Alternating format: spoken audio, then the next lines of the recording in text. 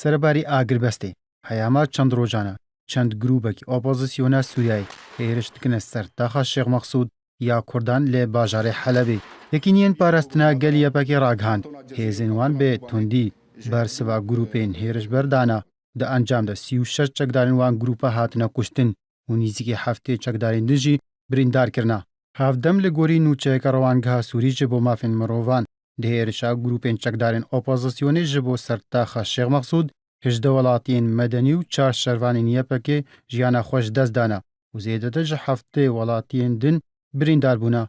Taxa Şêx Mexsûd dê meha Nîsana 2013 de ket bin kontrola hêzên yepekê da.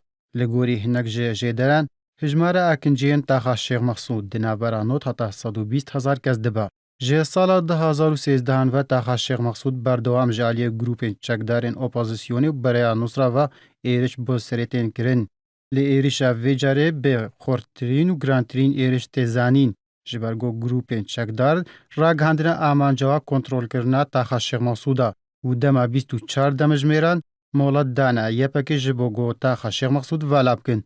Ew grûpên çekdar got êriş dikine ser taxa Şêx Mexsûd ji Grupa Ehrar Şam, Firqeya Şazda, Sultan Murad, Artêşa Mujahidîn û Artêşa Îslamî û tevgera Nûreddîn Zengî pêk dêt. Bê gotina hinek ji şarezayên leşkerî, armanca serekeya êrişa grûpên çekdarên opozîsyonê bo ser taxa Şêx Mexsûd kontrolkirina Rêya Kastelûya.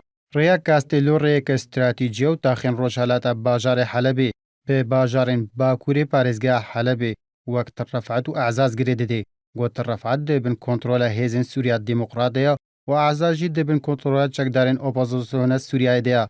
Bê gotina wa şarezayên leşkerî her ariyek bikare bê temamî Rêya Kastelû kontrol bike dê hemû rêyên ber bi Bakurê Helebê ve kontrol bike. Heya sala 2011 nîv milyon Kurd lê bajarê Helebê akincî bûn.